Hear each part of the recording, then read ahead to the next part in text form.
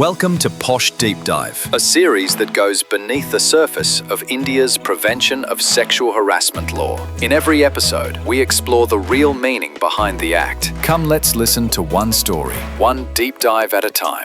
Welcome back to the Deep Dive. Today, we're forced to grapple with something quite stark. It's brought into focus by that really tragic news about the postgraduate trainee doctor murdered at a state-run hospital. It's horrific.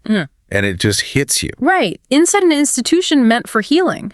It forces this huge question. Why? Why, after all the laws, all the talk, are we still failing to create spaces where women feel fundamentally safe and respected? Yeah. The sources we've looked at, they suggest we need to maybe stop looking just at the immediate fixes, the reactions, and start looking deeper at the foundations of our society. Exactly. And that's our mission today, really, to do that deep dive into those foundations. We're focusing on how the big societal institutions, family, education, workplaces, how they need to be more than just functional. More than just structure. Yes, they have to act as custodians of a culture of respect, of equality. We're asking how individual safety gets built, not necessarily top down from government, but from the community structure itself. And what strikes me as crucial, what the research really zeroes in on, is that link. The link between, say, some casual behavior we might overlook and this bigger systemic failure. Like a manager making a comment, a sexually charged remark, and then just brushing it off. Oh, just humor. That attitude, it doesn't just spring out of nowhere, does it? Not at all. It's learned. Absolutely learned behavior.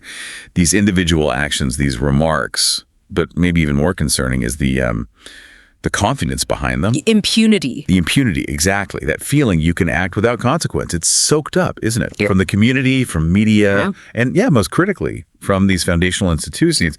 And then when that learned behavior hits a wall, not hitting a wall, a lack of clear policies, lack of accountability, organizationally, legally, that's when the culture of harassment just takes root. Right. It's solidified. And that impunity, that's what we need to disrupt. Fundamental. So it's the root culture. Okay, let's unpack this then. Yeah. Let's follow sort of the stages of life where this culture gets shaped. Yeah. Starting right at the beginning. Yeah. Family. Family unit, yeah. It's cited as the first, maybe the most powerful institution. It shapes, everything initially, doesn't it? A child's worldview, their values, respect, empathy, gender roles. But how do families actually do that? Put safety into practice beyond just, telling kids to be nice. Well, it really starts with modeling and communication actively. Parents modeling gender equality, actually sharing chores, sharing decision-making, sharing responsibilities, visibly, equally. But beyond that, it's about proactively teaching kids about mutual respect and, crucially, consent. Right from an early age. Consent isn't just a later topic then. No, absolutely not. It builds this emotional safety net. So a girl, for instance, feels secure enough, has the courage to actually speak up later if something happens, to seek justice. The sources also really pick apart some of that seemingly harmless language we use, like telling boys, act like a man, or don't cry. It sounds so normal, almost traditional. It does sound normal. But the research suggests it's doing more damage than we think. Exactly.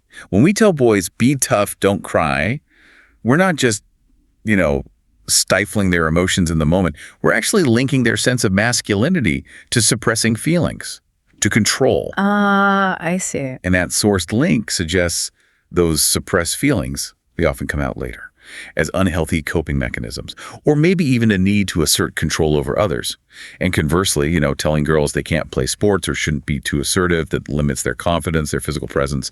So changing, this isn't just about being kinder, it's structural within the home itself. It has to be structural, challenging those old traditional gender roles, promoting equal division of chores, of decisions, because that directly chips away at the power imbalances, the ones embedded in that traditional patriarchal setup. Yeah. A home where decisions are shared feels different. It's a safer, more equitable model. Okay, but practically, how tough is that? I mean, we're talking about changing norms that are centuries old inside a private home. Oh, it's incredibly difficult, no question. Which is why the sources also really stress those secondary supports. Like what? Financial independence for girls, prioritizing their education, giving them the tools, the skills for financial self-reliance. Okay. Because that gives them options. It gives them life skills, resources to protect themselves, advocate for their rights. Even if, the home environment isn't perfect yet, it's a tangible escape route, a source of power. That ability to advocate for rights, that leads us neatly into the next big environment, doesn't it? Schools. Educational institutions. Yeah, if the family lays the foundation, school is kind of the blueprint for interacting with the wider world. Absolutely. And the research is pretty clear here. Teachers need to go beyond just the academic subjects. They need to weave in this understanding of gender equity, healthy relationships, and, like you said before, the absolute non-negotiable nature of consent right into the core curriculum. Yes, not just an optional add-on. No way. And when that happens, when it's integrated, education becomes this powerful engine for critical thinking. Students get the language, the framework, to actually question things they might have just accepted from home, to challenge those negative stereotypes they might have absorbed without even realizing it. And this is where that fascinating idea comes in, the one the sources mentioned, reverse mentoring. Yes, where the learning flows backwards, essentially. The child takes this new knowledge, this rights-based perspective back home. And potentially challenges their parents' ingrained views on gender roles, on what's acceptable behavior. It creates a necessary friction, a dialogue. But that takes enormous courage, surely, for a child to challenge an adult, especially in cultures where maybe obedience is really highly prized. Isn't there a risk to their security, their emotional support? That's a very real risk. And that's exactly where the school's role has to shift. From just being an educator to also being a protector. Okay. Education gives girls the knowledge, the confidence, yes. But the school must provide the institutional backup. They need to be visible, safe spaces. Places where students can discuss these issues, report harassment, report abuse without fear. So not just teaching the theory. No. They need the mechanism to address it. Clear policies that actually empower reporting, that protect the reporter. That idea of clear policy, of real accountability, that takes us straight to the workplace, the final stage in this formative journey, and often, sadly, the place where these systemic failures can have devastating outcomes, like with the young doctor we mentioned. The sources call the workplace a pivotal point. Why pivotal? Pivotal because, well, it's often the first place where behavior can be formally challenged with real teeth behind it. There are legal requirements, usually, and companies have this huge incentive protecting their reputation. Nobody wants that scandal. Right. Reputational risk is massive. Yeah. So the first step, the absolute baseline, according to the sources, is mandatory policy. Meaning Establish and communicate absolutely clearly a zero-tolerance policy for any kind of harassment, drawing a very clear line. And then, policy isn't enough on its own. No. It has to be backed by mandatory training. And the sources are specific here, right down to the last man. Everyone. And this isn't just, click through slides. It needs to be real training on recognizing unconscious bias, on proactively preventing harassment, understanding the whole spectrum of behaviors that are unacceptable. Okay, so you have the policy, you have the training, but what happens when an incident does occur? The system needs to actually work for the person reporting it, right? What does robust accountability look like? The research points to sort of three core things. One, truly anonymous reporting system so people feel safe coming forward. That's Safe. difficult. Two, transparent grievance processes so women don't feel like reporting is career suicide. And three, thorough, fair, timely investigations. And this is key. Accountability has to be uniform. Doesn't matter if you're the CEO or an intern.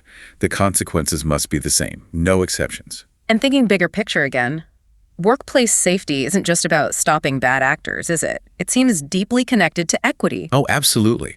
Safety requires equity. If your leadership is entirely male, how safe can the environment really feel for women? It inherently isn't. Companies need to actively work on representation, getting women into leadership roles across all departments, using concrete things like mentoring, sponsorship programs, return-to-work programs for mothers, practical steps. And the money aspect, pay equity, that feels like part of safety too. Financial autonomy. Definitely. Yeah. The sources really push for regular pay equity audits. It's vital. Ensure equal pay for equal work, equitable benefits. It removes that financial vulnerability that sometimes forces women to put up with toxic situations. We shouldn't forget the physical space either, this idea of a workplace being safe by design. Often overlooked, but so important. Yeah. Well-lit areas, good surveillance, making sure there aren't those blind spots. Right. Those isolated corners in an office, a hospital, a factory floor where bad behavior can happen unseen. Institutions need to actively design out those opportunities for aggression. So we've got all these layers: policy, training, accountability, equity, physical design, plus support structures like flexible work, employee resource groups. Right. Which brings us, I think, to the core realization, the crux of this deep dive. Indeed. Because we know the laws exist, don't we? We do. The government has put significant policies in place. We've got the Protection of Women from Domestic Violence Act, amendments to the Maternity Benefit Act, and two others often mentioned, POCSO and POSH. Can we just quickly clarify those for listeners? Sure. POCSO is the Protection of Children from Sexual Offenses Act. Yep. Hugely important for protecting minors. And POSH, that's the Prevention of Sexual Harassment at Workplace Act. Directly relevant to what we've been discussing. These are serious legal framework. Okay. Serious laws. But, and this is the tough part, the sources force us to confront. Just complying with these laws, just ticking the boxes. It's not enough. It is not enough to actually change things on a wide scale, societally. You can have the committee file the reports, do the minimum required. But if that foundational culture, that attitude of disrespect, that confidence of impunity still lingers, the incidents just keep happening. So we've identified this failure point. Why? Why does compliance fall short so often? Because compliance usually, it addresses the symptom, right? Not the root cause. After the fact. Exactly. It focuses on the process after something happens, the investigation, the punishment. But if the underlying culture is toxic, people find ways around the policy, or the policy implementation lacks real teeth. We saw this failure tragically in the hospital case itself. A hospital, presumably POSH compliant, right? Yet it still allowed an environment where that young woman was so vulnerable. The system might have been on paper, but the culture failed her. So wrapping this up, what does this mean for you listening? How do we get from just having policies to having genuine, deep-rooted respect? Well, it means the responsibility can't just sit with the government or the legal system. It has to be driven by these formative institutions we've talked about. Family, school, work, all of them in their entirety. Going beyond the bare minimum. Way beyond. Actively challenging the norms, not just enforcing rules. That's how we safeguard women's rights today. And, how we actually light the path for future generations by building that culture of unwavering respect. This has been, a necessary conversation. A challenging deep dive into how our institutions need to be custodians of safety. We've covered those three key areas, family, school, work. We've detailed specific steps, but the main takeaway for you listening, perhaps, is seeing that connection. How a supposedly casual remark isn't isolated, how it links back to learned behaviors, systemic failures, and how those failures can have truly catastrophic results. And we talked quite a bit about how schools and workplaces can drive change, even pushing back into the home through that reverse mentoring idea. But thinking about the power dynamics, since families are that primary foundation where maybe negative norms are most deeply set, here's something for you to consider. How do we really effectively empower and support that reverse mentoring? How do we make sure those progressive values learned outside can actually disrupt and change the home environment without putting the young person, the messenger, at risk? That friction. That's the friction we need to navigate to achieve real society-wide safety. Something to definitely mull over. Thank you for joining us for this deep dive. Yes, thank you for your attention. We'll catch you on the next one.